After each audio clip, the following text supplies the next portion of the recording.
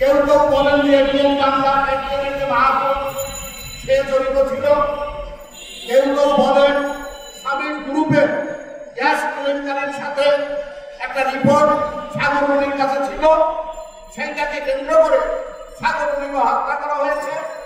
আবার কেউ কেউ বলেন নানান রকমের ঘটনা যাই হোক, এখন তার ফ্যাসিস্ট সরকার ক্ষমতায় নাই। আমার তো ধারণা এই সর্বপ্রথম এই সরকারের উচিত ছিল এই সাগরমণি হত্যা মামলাটাকে প্রথম সারিতে এনে এইটাকে কি কায়দায় কি করা যায়, এই হত্যা স্বীকার করা যায় সেই ব্যবস্থা গ্রহণ করা, কিন্তু তারা সেটা করে না। তা করতে পারবে কিনা সেটাও আমার সন্দেহ আছে।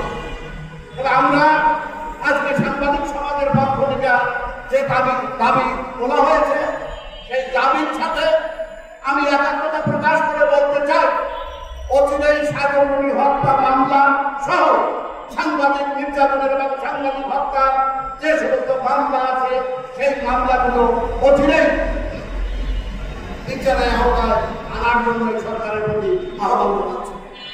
প্রিয় ভাইরা, দেশ স্বাধীনের পরে একটি সমস্যা দেখা দিয়েছিল জাতক সৃষ্টির মাধ্যমে। দেশে দারুণভাবে আইন শৃঙ্খলার অবনতি হয়েছিল।